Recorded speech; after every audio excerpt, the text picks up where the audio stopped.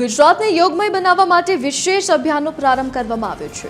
Curtain razor event સાથે 100 દિવસના અભિયાનનો પ્રારંભ કરવામાં આવ્યો છે। ગાંધીનગરમાં એમએલએ ક્વાર્ટર ખાતેથી કાઉન્ટડાઉનનો પ્રારંભ। એમએલએ ક્વાર્ટર ખાતે ધારાસભ્યોને પણ યોગ શિબિરમાં ભાગ લીધો।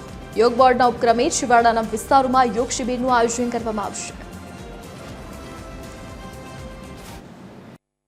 21 जून पहला 100 डेज काउंटडाउनનો उद्घाटन अमे दर वर्षे करीए। भारत सरकार आयुष मंत्रालय पण करे छे।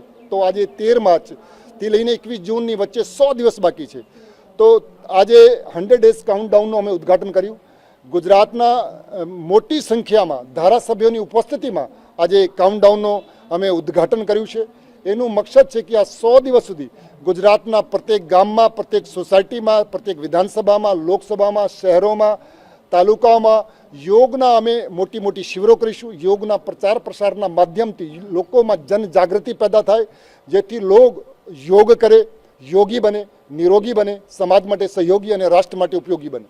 એક જન આંદોલન સ્વરૂપે જ્યારે પ્રસ્થાપિત કર્યું છે, આપણે ઘણી વખત એવું થાય છે, એમાં ખુદ મારી પણ વાત કરું છું કે આપણે ગંભીરતાથી યોગને લેતા નથી। યોગ એક જીવન છે, યોગ એક સાધના છે, યોગ એક ઉપાય છે અને એક યોગ એ ઉપયોગિતા છે। જે યોગી છે એ ઉપયોગી છે એ શબ્દ આ દેશના પ્રધાનમંત્રી આદરણીય નરેન્દ્રભાઈનો જે સંકલ્પ છે કે સમગ્ર દેશ અને વિશ્વને રોગમુક્ત બનાવવા છે। જેમના જીવનની અંદર યોગ હશે તેમના જીવનની અંદર રોગ નહીં હોય।